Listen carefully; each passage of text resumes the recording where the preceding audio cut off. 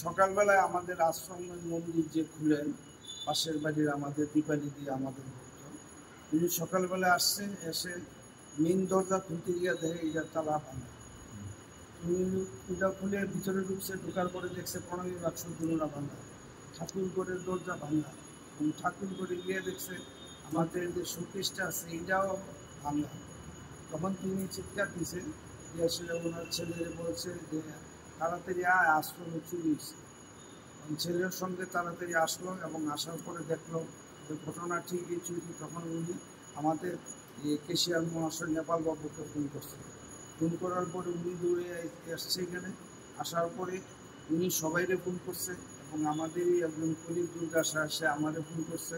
করার পরে আমরা প্রায় সবাই কর্মকর্তারা এবং আমাদের যারা স্টাফ আছে, রিটায়ার্ড আইজিপি আছে, ডিএসপি আছে, এসআই আছে, উনি একজন সাব ইন্সপেক্টর, সবাই এসে আসার পরে আমরা সব দেখলাম।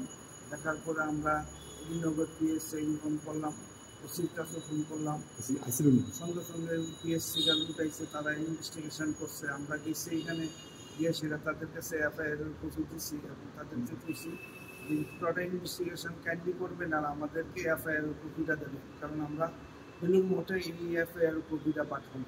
কি কি নিয়ে গেছে মানে আমরা এখন অব্দি যতটুকু জানলাম, আমাদের প্রণামী বাক্স অনেকদিন ধরে খোলা হয় না, প্রায় মাস 4 খোলা হয় না। আর ওই সারদা দেবীর মার একটা কপালে স্বর্ণের স্তূপ আছে, ওই শোকেসের এটা খুলেছিল, এটা নিয়ে গেছে।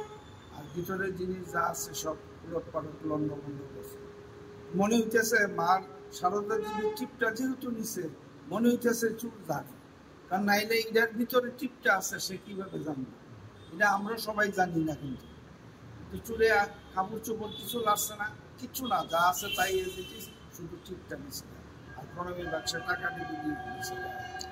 কি নাম আপনার নাম? বিবেকানন্দ সাহা, আমি আশ্রম সেক্রেটারি।